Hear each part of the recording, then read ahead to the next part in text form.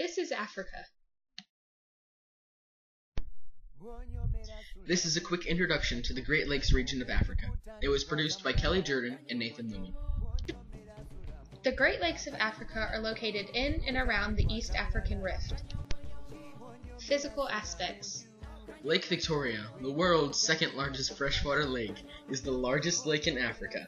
It is the source of the White Nile River and is relatively shallow at only 270 feet deep. Since this is a presentation of the Great Lakes region of Africa, it is only fitting that we have a picture of the actual region.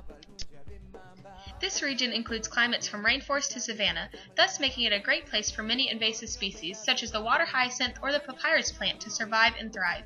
It also makes it a great candidate for an area full of wildlife, both aquatic and terrestrial. These animals include fish such as the Nile perch and all of the many different types of cichlids. Terrestrial animals including many migrating savanna animals like wildebeests or stationary animals such as hippos and crocodiles.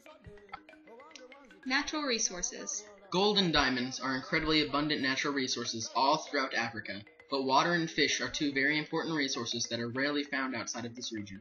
These resources make it into a very wealthy region.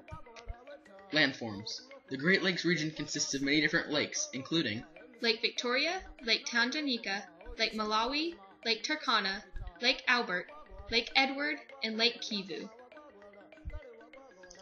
Before we take a look at the specifics, let's take an examining glance at the amazingly cultured music in this area. The music you've been hearing is a song popularly played in the traditional style in Uganda. Music in this region is typically very rhythmical, and it almost always tells a story.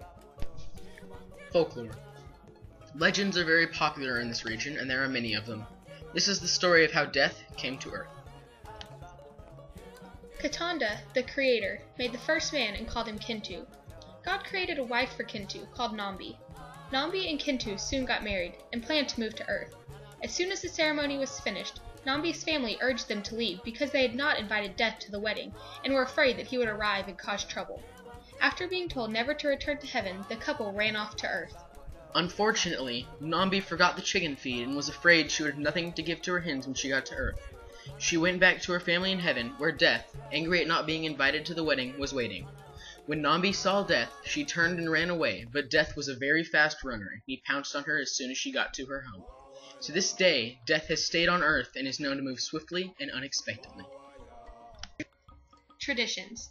There are many different traditions among the people of the Great Lakes, and some of them are very infamous, such as a tradition held by the Mangbetu tribe.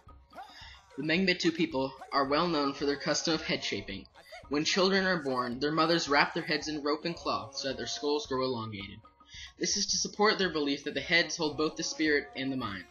In some cases, the adults wrap their hair around basket frames so their skulls seem to be even longer than they already are.